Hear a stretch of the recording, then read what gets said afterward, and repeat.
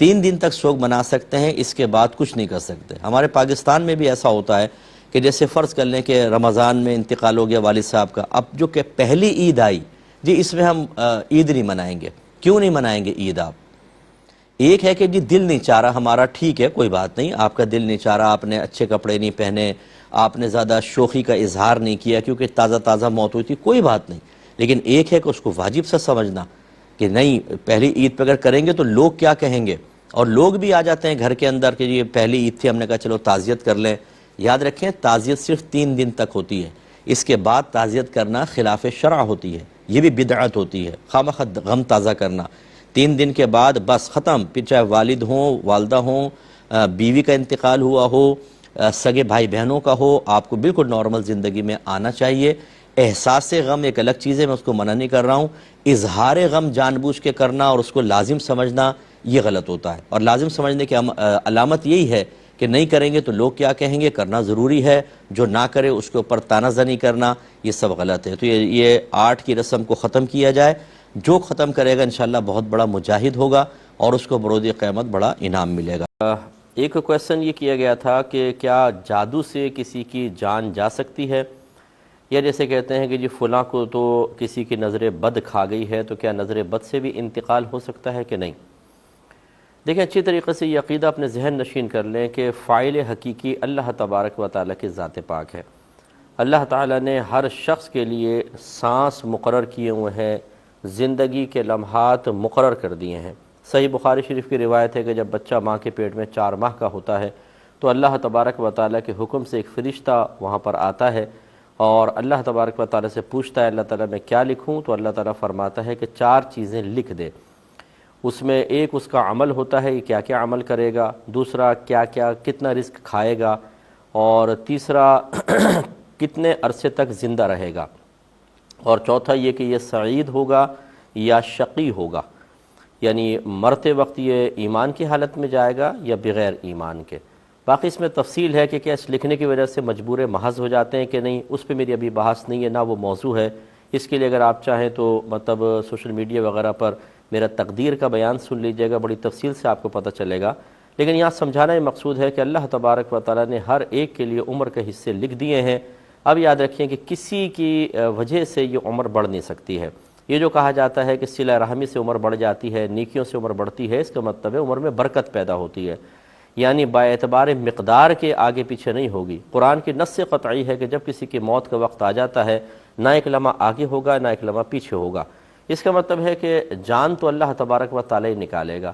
اس کے پیش نظر یہ کہنا بالکل صحیح ہے کہ نہ کوئی جادو سے مار سکتا ہے اور نہ کوئی نظر بد سے مر سکتا ہے، لیکن بعض اوقات ایسا ہوتا ہے کوئی جادو ٹونا کرواتا ہے، کسی کی نظر لگتی ہے اور اس کا اثر میں بارہا یہ عرض کرتا ہوں، ہمارے بعض اوقات لوگ ایک کلپ سنتے ہیں، اس پہ تبصرے کرنا شروع کر دیتے ہیں اور دوسرا ان کو سننے کا ٹائم ہی نہیں ہوتا ہوگا۔ ہونا یہ چاہیے کہ جب آپ کسی بات کو سن کر کوئی کلپ کا سیاق و سباق ہٹا کے تھوڑا سا آپ کے سامنے پیش کر رہا ہو تو اس سے نتیجہ مرتب نہ کریں، بلکہ اس کے متعلق اور مزید جو باتیں کہی گئی ہیں ان سب کو جمع کریں۔ بعض اوقات موقع کی مناسبت سے ہر چیز پہ کلام نہیں ہوتا، جو سائل نے پوچھا اس کے مطابق جواب دیا جا رہا ہے۔ تو میں نے کبھی بھی اس کا انکار نہیں کیا کہ جادو ٹونا یا نظر بد یہ اثر نہیں رکھتی ہیں۔ میں نے ہمیشہ یہ کہا ہے کہ یہ اثر رکھتی ہیں، لیکن ان کا اثر وہیں ظاہر ہوگا جب اللہ تبارک و تعالیٰ کی مشیت چاہے گی۔ اللہ تعالیٰ چاہے گا تو جادو اثر کرے گا، اللہ تعالیٰ نہ چاہے لاکھوں لوگ جادو کرواتے رہیں اور کروا رہے ہوں گے، کیا ہر ایک پہ جادو اثر کر جاتا ہے؟ نہیں ہوگا۔ تو بس اب یہ اچھی طرح یاد رکھیں، اگر کسی نے جادو کروایا اور اللہ تعالیٰ کی مرضی نہیں ہے تو آپ قسم کھا کے کہہ سکتے ہیں کہ یہ جادو اس کو مار نہیں سکتا ہے، کیونکہ اللہ کی مرضی نہیں ہے۔ نہ نظر بد کسی کو مار سکتی ہے، لیکن بعض اوقات ایسا ہوتا ہے کہ اللہ نے مثال کے طور پہ 1 جنوری میں کسی کی موت لکھی ہے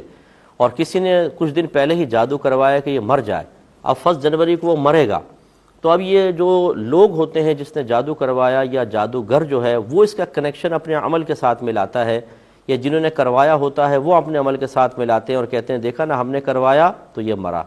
فلاں کی نظر بد لگی تو یہ مرا۔ یہ آپ کہہ رہے ہیں، ورنہ حقیقتاً اللہ تعالیٰ نے اس کا پہلے ہی اس وقت میں مرنا مقرر کر دیا تھا، اور یہ جو عمل کروایا گیا اس کا تعلق بس اس میں اس طریقے سے ہم قائم کر دیتے ہیں۔ تو فاعل حقیقی اللہ تعالیٰ ہے جادو ٹونا نہیں ہے۔ اسی لیے میں آپ کو مضبوط اعتقاد والا بنانے کی غرض سے کہتا ہوں، کسی کے جادو ٹونے سے ڈرنے کی کوئی ضرورت نہیں ہے۔ اگر یہ جادو ٹونا نہ بھی کرے، آپ کی موت کا وقت آیا، ایک لمحہ آگے پیچھے نہیں ہو سکتا، آپ اسی ٹائم مریں گے۔ اور کسی نے جادو ٹونا کروایا اور اللہ تبارک و تعالیٰ نے ابھی آپ کی موت کا وقت نہیں لکھا، پوری دنیا ایک طرف ہو جائے، آپ کو ذرہ برابر بھی نقصان نہیں پہنچا سکتی ہے۔ اس لیے یہ جملے کہنا میں اس کو انتہائی نامناسب سمجھتا ہوں کہ کوئی یہ کہے کہ یہ جادو کی وجہ سے مر گیا، یہ نظر بد کی وجہ سے مر گیا، یہ نہ کہیں تو بہتر ہے، کیونکہ اس سے ضعیف الاعتقادی بڑھتی ہے۔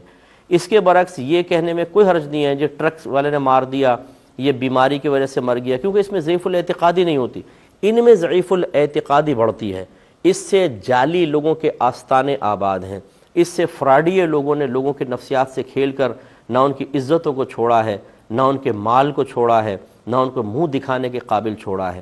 مجھے اپنا کوئی ذاتی میرا کیا مسئلہ ہے؟ اگر کوئی کسی کے پاس جاتا ہے، کچھ بھی کرواتا ہے اور غلط اعتقاد رکھتا ہے تو میری تو گرفت نہیں ہے، لیکن اللہ تعالیٰ نے جو ہمیں فرض منصبی عطا فرمایا ہے اس کا تقاضا یہ ہے کہ ہم لوگوں کو قوی الاعتقاد بنائیں، ضعیف الاعتقاد نہ بنائیں۔ بس یہی میری تمام تر تعلیم کا ایک بنیادی مقصد ہوتا ہے یا اساس بنتی ہے کہ ہم چاہتے ہیں لوگ قوی الاعتقاد بنیں۔ اس لیے ہم مطلقاً کہتے ہیں جادو ٹونے سے کچھ بھی نہیں ہوگا، اللہ تبارک و تعالیٰ کے چاہے سے ہوگا، اور اسی اعتقاد کو آپ مضبوط رکھیں۔ تو خلاصہ پھر میں ایک دفعہ عرض کر دیتا ہوں کہ یہ کہنا، یہ نہ کہیں کہ جی جادو نے مار دیا، نظر بد نے مار دیا، صرف یوں کہیں میرے رب نے اس کو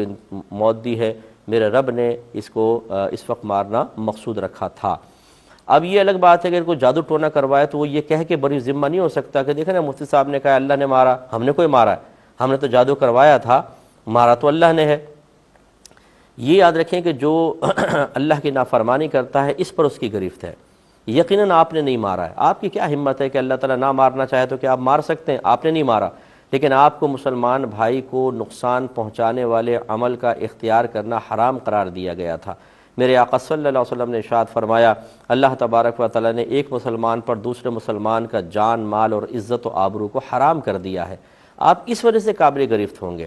مارنے والے آپ نہیں ہیں، مارنے والی اللہ کی ہی ذات ہے، اور اللہ تعالیٰ اپنے بندے کے ساتھ جو کچھ کرے اس کے اوپر کوئی انگلی نہیں اٹھا سکتا۔ آپ نے جو یہ بیجا مداخلت کرنے کی کوشش کی اور مسلمان کو نقصان پہنچایا، اب آپ بڑے بھولے بن کر اس سے بچ نہیں سکتے ہیں، اب آپ قابل گرفت ہیں۔ ایسے تو ہر قاتل کہے گا جی میں نے کوئی مارا، اس کو تو اللہ نے مارا ہے۔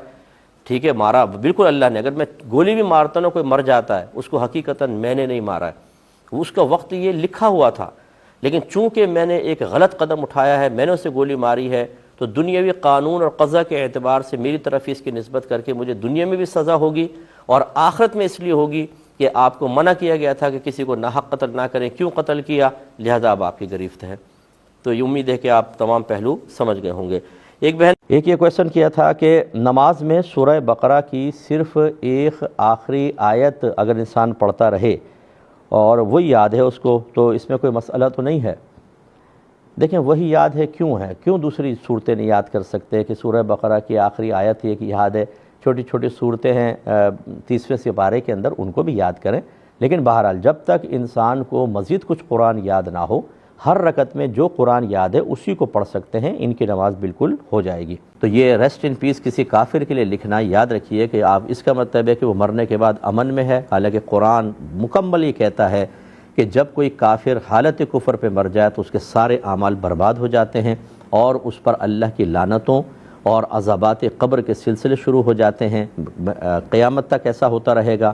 پھر میدان محشر میں آپ قرآن پڑھ کر دیکھیں کتنی ذلت و رسوائی کے معاملات کے ان کے چہروں پر اتنی کالک ملی ہوگی، اتنے سیاہی ہوگی کہ جیسے